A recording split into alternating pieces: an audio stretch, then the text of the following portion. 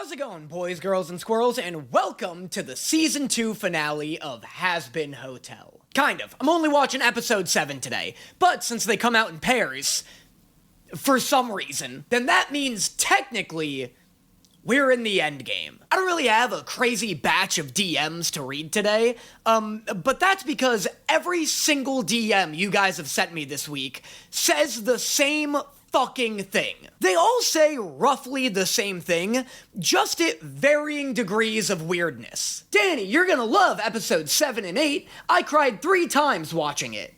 Pretty normal. Danny, your head will leave your body due to the wetness your eyes produce in episodes 7 and 8. Thanks for the warning, Carol, you goddamn freak. Nobody talks to me like a fucking human in my DMs. And I don't mean like nobody treats me like a human. I mean, you all talk like goblins. Nobody's ever like, Danny, you're gonna love this week's episode. It's always that sentiment coded in some kind of horny riddle. You're gonna piss your eyes out in episode 8, piss boy. Why is the pissing community such a big fan of me? Anyway, all I know about episodes 7 and 8 is that it made a lot of you piss out of your faces.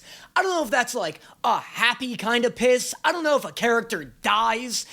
That's all the information I have. And to be fair, I do appreciate how vague most of you are. Actually, you know what? I'm not even gonna say most. I don't think I received a single spoiler this entire season, which, thank you so much. Everyone's been a good noodle this season. Nobody has randomly spoiled me on the major events of this show. So gold star to you. Hazbin Hotel Season 2 feels like it's been the biggest event of the year, but it's not gonna mean much if they don't stick the landing. So, let's see how they did. My daddy loves me. I'm the best dad ever. Best dad in hell. Best dad ever. I swear to God, Best Dad in Hell better make its way onto Spotify. If they're singing it, I want it on Spotify, Hazbin! I don't care how short! You know what, never mind, I take it back. It's probably just Jeremy Jordan's greedy ass trying to get one more song in before the finale. I am so sorry, Charlie. Please don't give up on me. Ooh. This for me, honey? Look, I know Lucifer's a duck-loving bozo, but the fact that this whole room is blue and all the architecture is wave-formed or V-themed should have tipped him off to something. VOX Tech literally owns the copyright for the color blue. Charlie can't even legally rent out this space. Gotta follow those dreams, right? Okay, alright. This is such a Looney Tunes-ass plan. I can't believe they just dropped a fishbowl on him over a giant red X. This isn't a prank. It's a takeover. Hey, wait, you're not Charlie. Why did it take him a minute? Yeah, doofus, he's not Charlie. What gave it away? The fact that he's not a girl or the fact that his face streams in 4K? Seems he figured it out because you're sloppy with your secrets. Sloppy? Oh, when I get out of here, I will show you sloppy. But you won't though, will you? Right? Because of that whole you can't harm sinners thing?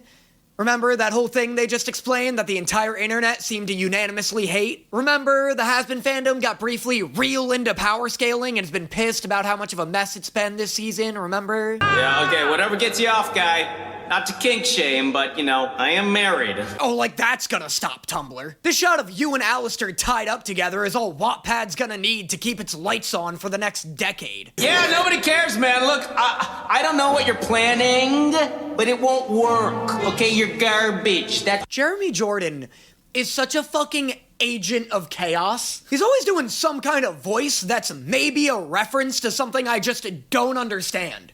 You know, he's like the final boss of being a theater kid. I do love Lucifer flaming Vox like he's in a Modern Warfare 2 lobby, though. Oh my god, you know what? No, maybe I do understand this reference. He sounds like Dr. Evil from the Austin Powers movies. It's not gonna work, okay? You're garbage. You're trash. Your face has one channel and it's set to stupid. That's it for today. And remember, trust us with your weather. Oh my god, I was fucking right! Kind of. I was kind of right. I was close. Didn't I say I thought Vox would be some kind of evil anchorman? And you all said I was nuts! No, Danny, he was obviously a televangelist. He was a leader of a church. You have no media literacy. The fact that he was a weatherman is definitely a curveball, but I was closer than you, bitches! But was the cult televised? Because I kind of thought he'd be a part of, maybe he's using the term cult derogatorily, because Vox did say you could call it a cult. I figured he'd be an evil anchorman or something. Rome wasn't built in a day. You gotta climb a little higher to the top of the display. What did I just... What did I literally just say in my last video? I'm always right. Don't ever for a second think that I'm not. I'm just not always right at the right time. I'm never wrong. I'm just not right yet. I'm not media literate. Bitch, I wrote the language. They should start calling me the weatherman for how accurate my predictions are. This week's forecast, partly cloudy with a 100% chance of that thing I fucking said would happen. Dude, Christian Borle's spine is gonna be shaped like the number 5 by the time he's done carrying this season. All of his songs have been bangers. Just when I think he's dropped the sickest track of the season, a new one comes to prove me wrong. If Vox Populi has the flu, this song has cancer. That's how much sicker this one is. Also, I can't tell how I feel about human Vox. He's no human Sir Pentious, that's for damn sure. He kinda looks like that hot D&D TikToker if you were cosplaying as Finn Wolfhard's dad in Stranger Things. And look, that hot D&D TikToker is hot. But Finn's dad isn't.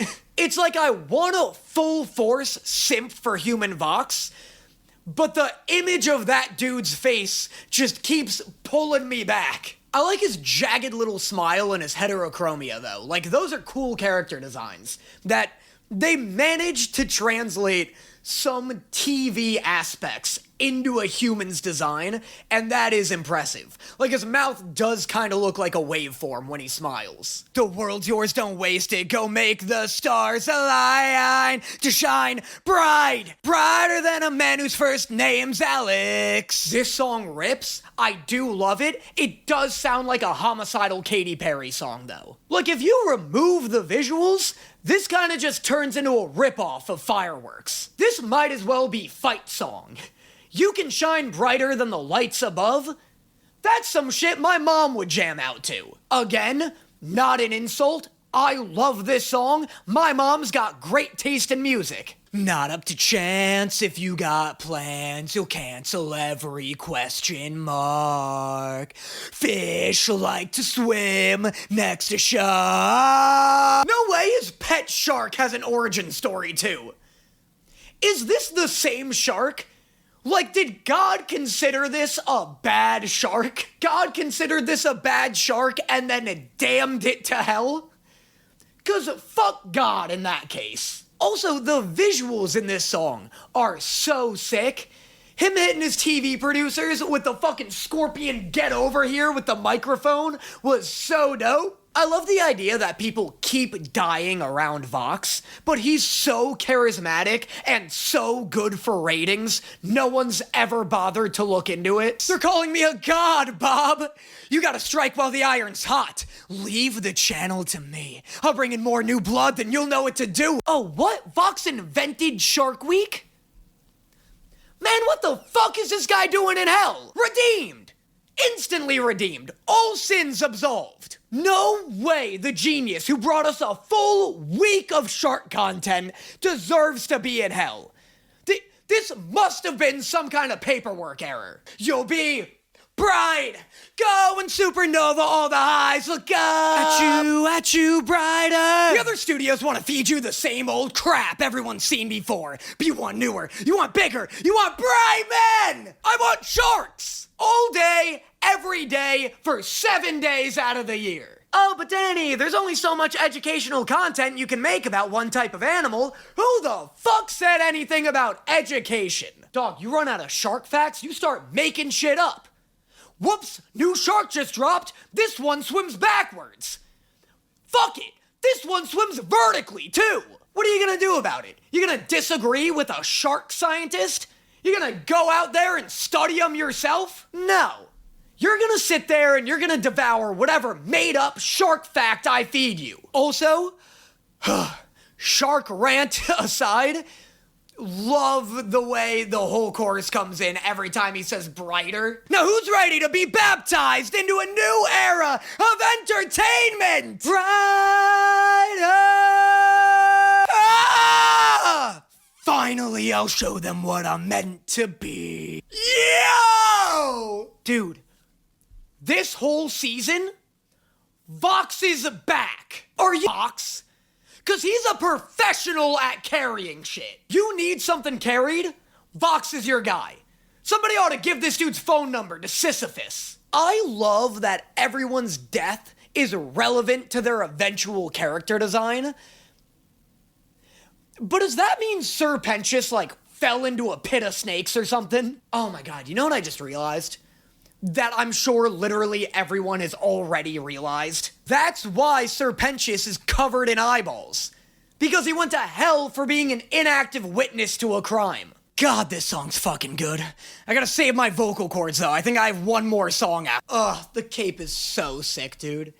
This whole season has been a feast for the fandom, but VOX fans are sitting at the head of the table. Do you guys know what this is about? Demons of hell. I am famous porn star Angel Dust. Oh my god, turn off the TV. There's nothing good on. Oh, I'm gonna hate this so much. Can we just put on Pawn Stars or something? You know, any other crap than this? You may know me from such films as Step Brother Gets Stuck in a Hula Hoop. How the fuck do you do that? I want to see that porn just to see how they pull off the logistics of it. How do you fuck up hula hooping so bad the hoop turns against you? Also, I love that Angel is wearing a blue dress with a massive V neckline. That's a nice touch. I present to you the might of Lilith! Wait, that's what it looks like? Ew, I don't like it. Honestly, I don't think it looks gross enough. I kind of expected it to be a giant penis. But this is hardly a giant penis. This is pretty much just what cannons look like. Unless that's the joke, that Val's disappointed it's not more phallic.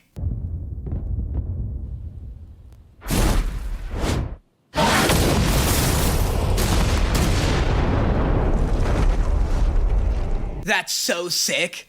I love pieces of heaven breaking off and crashing into hell. I kind of wish this season ends with them successfully destroying heaven and the whole landscape of hell changing. And then everybody has to learn how to coexist in this weird heaven-hell amalgam. What's the plan?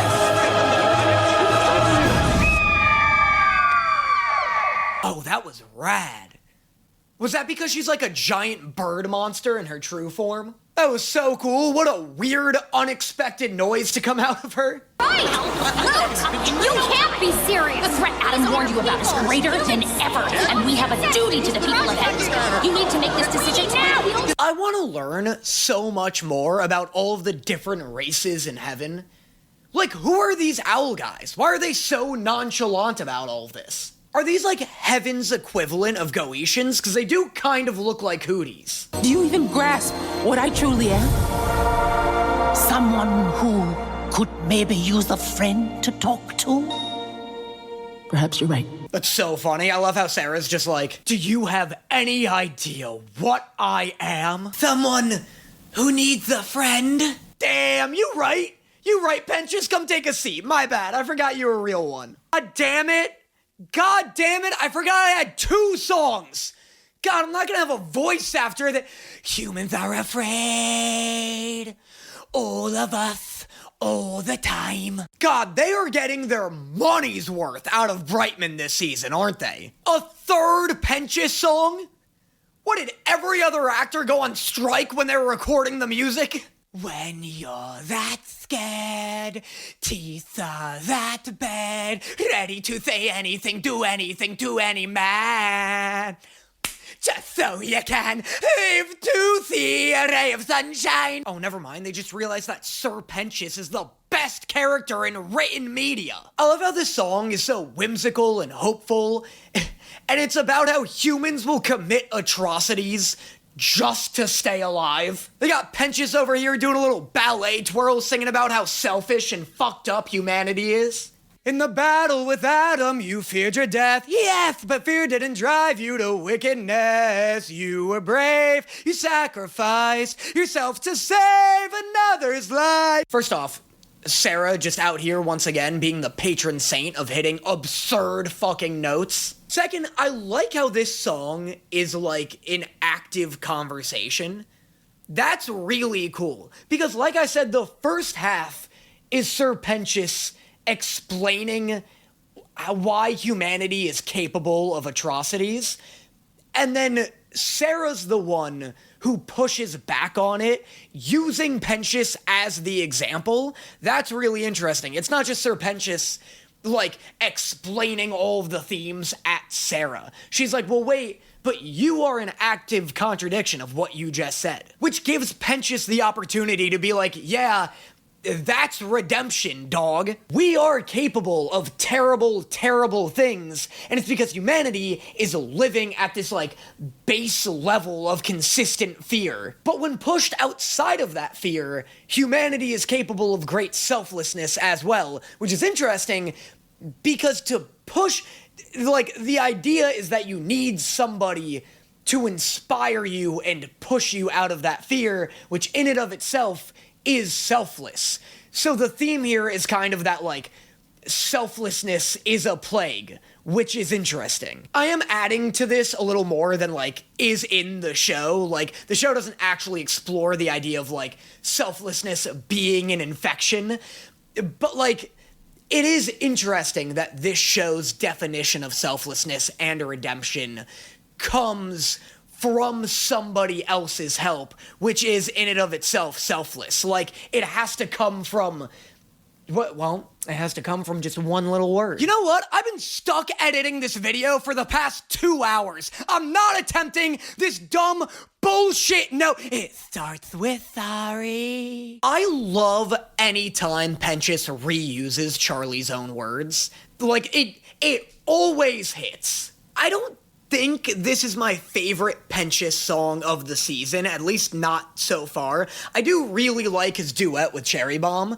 but, like, that moment straight gave me chills. It starts with Charlie. Yeah, like, it starts with Charlie is such a fire line. Also, Pentious is such a duet hoe this season. Dude's in 3 songs, and all of them he shares with other people. What the hell, man? I thought your duet with Cherry was special. You're just throwing your voice at anyone who will ask for it. You haven't even proven that you're the strongest in hell. Why do you think so many have yet to fall in line? I was strong enough to beat you, wasn't I? Only with the help of your little friends. Why are we acting like charisma isn't a valuable skill? VOX convinced Carmilla Carmine to join his side and earn the trust of the other Vs with his wit and charisma. Like, it's not like this shit just fell into his lap. Also, yeah, VOX used a spy that he hypnotized with his powers. Like, does that not count as him being powerful? Inviting her to your little party? Cute, but she'd never come. And even if she did, there's nothing you could do to break that girl's spirit. I know Alistair is baiting VOX, but Charlie's spirit has been on life support this entire season. Kill Vaggie.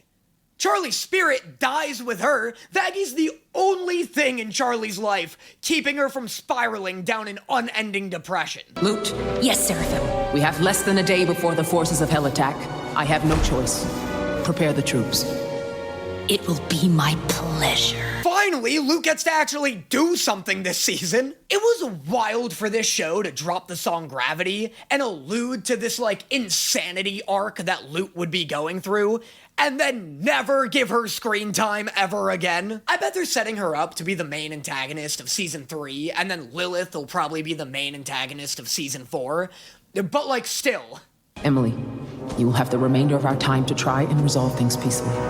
Really? What? Oh, thank you. I'm done letting fear guide my decisions. That is why, from now on, all of my decisions shall be guided by a giant 12-eyed snake monster. So long, fear! Let's make sure everything's secure, upstairs and downstairs. Let's get a move on. Let's go, go, go, go, go. This place has to survive a war. Let's go, let's go. Don't weld that, you little shit. This is what a child thinks fortifying a building looks like. Like, yeah, a big sheet of metal welded to the doors will make the doors harder to open, but you can't just be slapping sheets of metal onto shit. I just love Cherry Bomb walking up to him and being like, "What the fuck, Baxter? This is such a permanent renovation." I mean, it's not like any other solutions are falling out of the sky.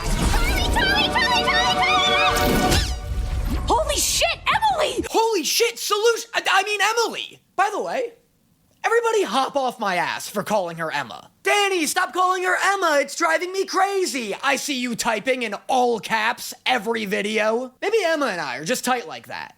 Huh? Have you considered that? Maybe I'm the only one she lets call her that nickname. You made sure that my blankets were always folded at my requested 45-degree angle to make it more tuckable to my liking. So I assume that made us best friends. What a sad, adorable little life this man leads. If that's true, then that's adorable and I love it. However, Baxter is blue, which means every predictive bone in my body is making me think he's eventually going to betray them. Also, fuck off. This would have been the perfect time to give this little fish boy a song. You want to help us, but why? Song. What is this, your first fucking musical, Vivzy? Then you could set up a broadcast from heaven. No! No. It would take someone in heaven with an intellect equivalent to mine. God damn it, and Pentious already had a duet this episode. I would have loved to see this pairing. Yeah, wait, who are you? That's Rooster. I mean, he's been here the whole time. You know what? I'll introduce you later. You joining us? Fuck no! Thank God, Rooster sucks. Out of all of the hot extras that have infested this hotel, you gave Rooster a speaking role? He looks like a bird version of Chaz the Party Shark. When I think about the future, I see my favorite face, 'cause when I'm with you, the rest is all easy, baby. Oh, great lines. I love a reprise. Also, just like, in general, what a slick move from Vaggie. When I think about the future, I see my favorite face. Stellar work. Great, just a fucking god, an Egyptian god of charisma. If we plot the right maneuvers, we can chart a course to win. Damn it, and he's got a great voice too. Give this guy his own song. Fine, I'll wait till season 3. Yeah, I'm just saying, some of these characters have been triple dipping when it comes to the songs. It's crazy not to give Baxter at least one. Don't even get me started on Camilla. Once I get up there, you will fuck it up. Just watch. You'll never fill your cup. You're broken from the start. No victory will ever be enough. Well, Bound Alistair is the best version of Alistair. He still isn't doing anything, but he's being funny while doing it. I also just love all of his duets this season. They completely fixed my issue that I had with him in season 1. Now, I'm hyped anytime he interrupts a song. You can say your last I told you so while I slit your throat.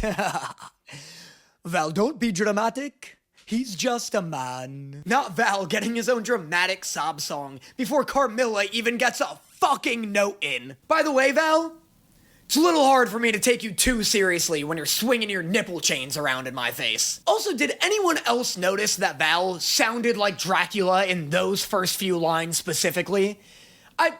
In no other song does he sound like Dracula, but in the first couple of lines of this one, he absolutely does.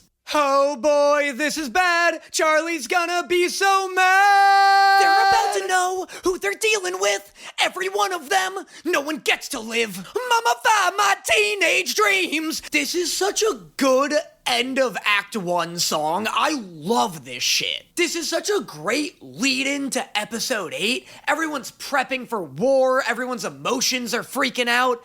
Patrick's stumping it up. Even when he's playing a scared little bitch, he can't help but make every song sound like a Fall Out Boy one. He's not quite there yet. Right now, we're listening to Patrick Tree, you know? Like, no one's chopped him down yet. If he's sang with, like, 3% more sexual confidence, this song would fit perfectly in a Fall Out Boy album. Oh god, this was a fucking marathon. I'm gonna tell you right now, I am not ending it with a Sarah line. Anyway, great episode, great video. I hate fucking singing. What the fuck? Everybody told me I was gonna cry this episode. Did I miss something? What was cry-worthy about this? What, Pentious' duet? Because it was so hopeful and beautiful? Beauty and hope don't make me cry. What am I, the fucking Grinch? Ooh, let me shed a tear over some Christmas magic, you fucking pussy. Absolutely not. Things need to be rather depressing to get me to cry.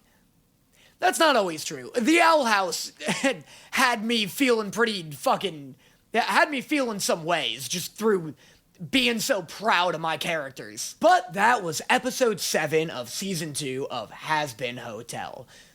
Hype stuff. This last song, like I said, is such a great end of Act 1 song if we look at episode 7 and 8 as like a 2-part season finale. I love hearing every character sing about their anxiety, their hopefulness, or their confidence towards this upcoming war. Loved the beginning of this episode. Let me just remind myself, because I remember VOX, okay, yeah, they capture Lucifer. Dude, VOX's song at the beginning of this episode was so rad. Just like tonally, musically, visually. I love that his song was his origin. That's something that Alistair and Sir Pentious didn't get, and I almost wish they did that with all of the characters. That would just make everybody's origin and solo song feel like such an event. Like if you heard the music coming and you saw the flashback start to transition, you could get really excited and be like, oh shit, like Pentious' flashback song was so good, can't wait to see what Alistair sounds like. I do think that's a huge missed opportunity because music can inject so much atmosphere into a scene. Like if Alistair's backstory had a lot of Creole influence musically, that would have been so sick. It would have just like sucked you right into his origin. I don't know, do you guys know what I mean though? Like, because that's exactly what VOX's did. And it was so gripping because it wasn't just like a fun musical number explaining a power dynamic or a theme. It was telling a story. Not only does it give his origin, starting at his very beginning and leading us up right to where we are with VOX right now, but it also just parallels and reflects his climb to power that we've seen over the past 2 seasons. So it's this really cool look at this character's patterns and adds to this idea that all VOX has needed his whole life is his charm and charisma to get to where he's at currently. Anyway, like I've been saying, the second half of this season is so fucking good. I think the second half of the season is better so far than season 1. I think the first half is worse than season 1. It has now gotten to a place where I'm enjoying it a lot more, I think. It feels a little less focused than season 1, and I think my opinions towards this are entirely biased because I love VOX so much. A lot of the characters feel like they're here just because they were established in season 1. Like, Angel and Husk haven't really, like, done much narratively. Angel was obviously a part of a big twist, but, like, screen time-wise, Angel hasn't had a lot to do. Oh my god, I totally forgot about the episode with Danny Doobad. But yeah, it was just Angel and Husk and some other characters felt like they had more of, like, a presence in season 1 than they do now, so I could see if you're a big fan of those characters not loving this season. But the trade-off is that we get a lot more Alistair, a lot more Rosie, and a lot more VOX, way, way more Velvet. And personally, that's been a worthy trade-off, because I've really been enjoying it. We'll see if they stick the landing in episode 8, You guys seem to think so. And I'll catch you guys next time.